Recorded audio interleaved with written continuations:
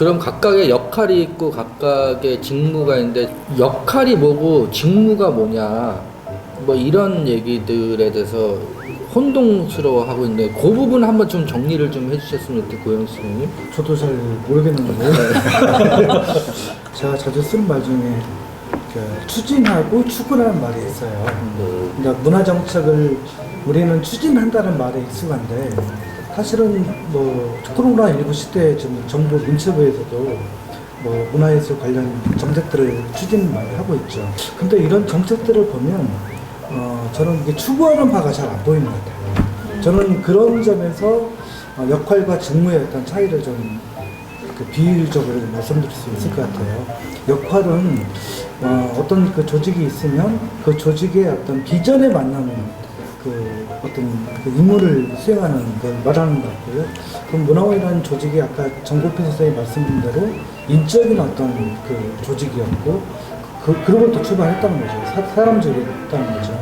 그러면 이 모임 사람들이 어떤 지역사회에서 어떤 역할을 할 것인가가 이제 자기 조직에 주어진 미션이라고 할 수 있다면 직무는 훨씬 더 좁은 개념이에요. 그러니까 그리고 직무는 또 어떤 면에서 보면 이게 직무를 지나치게 이제 그 강조를 하게 되면 이게 좀 딱딱해져요. 경화되기 쉽고 이게 바로 이제 관료주의로 이어질 수 있다는 거예요. 약간 이제 문화원 내부에 계신 이동규 선생님이나 이제 서기성 선생님 말씀을 들어보니까 이게 이제 이 문화원 조직이 왜 이렇게 딱딱한가 그런 문제로 좀 이해가 돼요. 저는 우리 속담에 뭐 절이 싫으면 중이 떠나는 거다 이런 말을 하지 않습니까? 저는 그 말이 좀 듣다가 생각이 들어요. 보면 절은 괜찮아요. 늘 문제는 주지스님이었던 거야.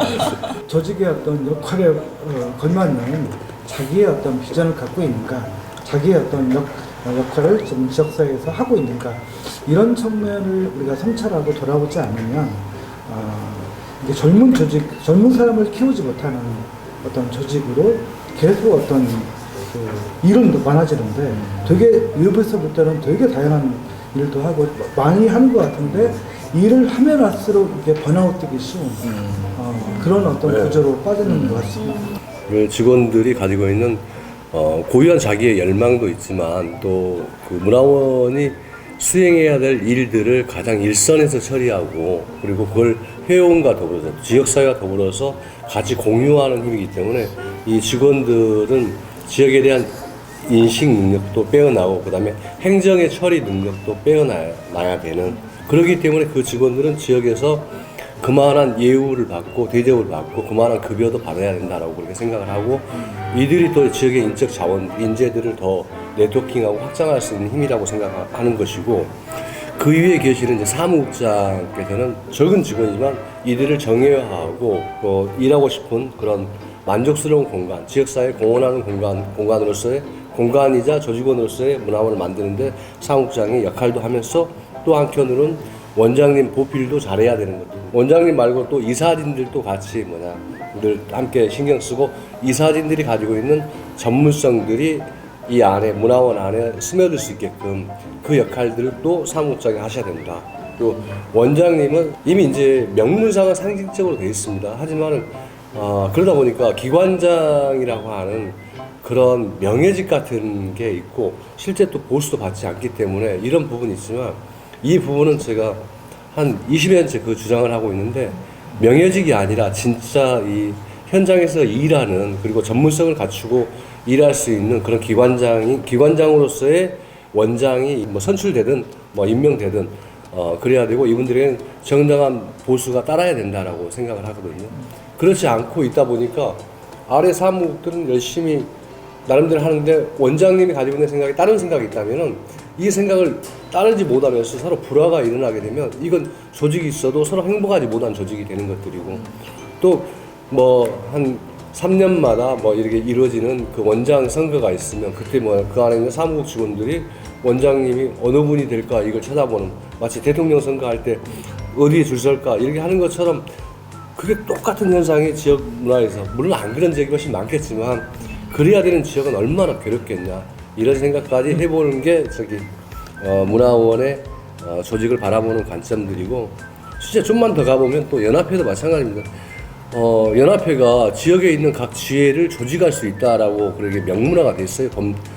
지역문화원 진흥법에가 그럼 연합회가 구성이 아니라 지역의 요구에 의해서 지회를 구성하고 그 요구에 의해서 연합회 뭔가를 요구하는데 연합회가 지회를 구성할 수 있는 권한이 있다고 하는 것은 뭔가 민주적 절차에 역행하는 아주 우스꽝스러운 모습이다라는 그런 모습도 보이기 때문에 지역 문화의 그 맏형으로서 어머니 같은 존재로서 있었다면 그것부터 좀 개선하면서 직무에서 만족도를 높여가는 그런 조직으로 가면 되지 않을까라고 생각합니다. 그러니까 국장부터 직원들에 대한 전문성과 그들의 책무와 지역사회의 신뢰와 이것들이 구축됐다면 원장은 이분들의 인사권에는 전혀 관여하지 않게끔 그러게 두는 그런 그 제도적인 안전장치가 필요합니다.